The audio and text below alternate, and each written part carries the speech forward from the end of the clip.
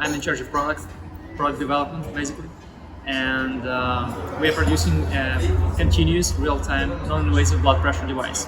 It combines 3 devices. Basically, we have ECG patch. It's right there on my chest. Then we have PPG watch. It's right here. And we have app.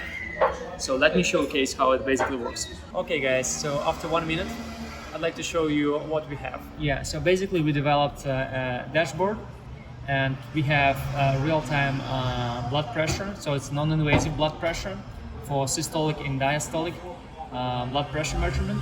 Also we have a heart rate.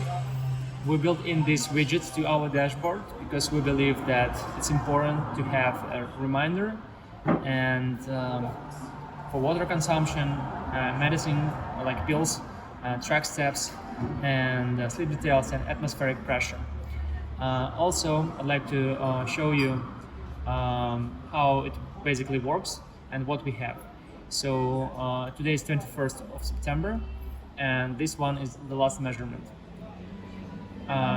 We have above. This graph is for ECG, and this one below for PPG. We have settings, additional settings, and we applied different filters for ECG and PPG. So, looks pretty awesome, and we use PWTT technology. It's pulse wave transit time for measuring non-invasive blood pressure. Hello, I am Vasya. I am the CTO of Qardiax. I am the guy who is behind the code.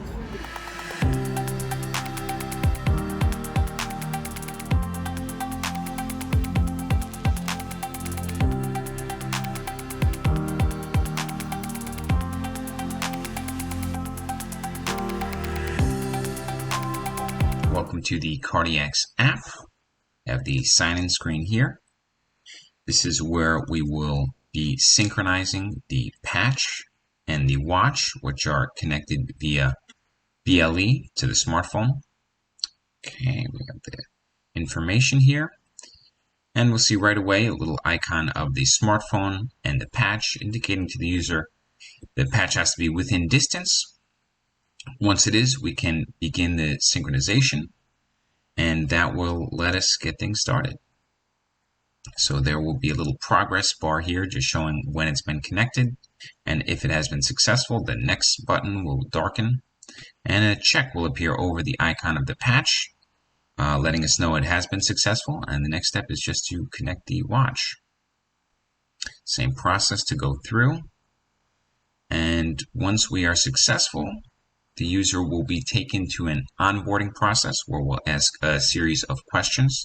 This helps us establish a baseline for the heart health and an average based on different cohorts. First question, we have the gender, which we will include here. Next is age, giving us an idea of how old the user is. Height is an important factor because the distance from the heart to the wrist has to be taken into account. Weight will be measured here, and the average consumption of water, so we'll have it in milliliters or in cups. It may be easier for the user. We may change this later. Amount of cigarettes smoked each day, or if you're not a smoker, that is an option as well. How much sleep do you get on average each night? The numbers will pop up on the bottom here.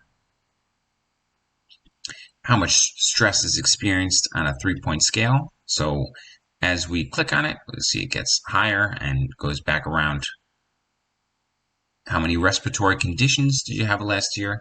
The pulmonary and cardiovascular systems are closely related, so we'd like to get this information. Systolic or upper number of blood pressure. So we simply select the range that we fall into. Next is diastolic, which is the same process. How long can you hold your breath? Just an estimate to get an idea. Activity is very important because we are doing a continuous blood pressure measurement. Activity or thresholds within how the blood pressure and the beats per minute react under stress is important to note. So we have the user exercise to give us an idea of this. How many push-ups can you do to gauge physical fitness? And that's it. The test is nice and easy to complete. Once you do that, the user will be able to take a look at the measurements. So we'll see in the next screen here, systolic, blood pressure, diastolic, and on the bottom we have the heart rate, beats per minute.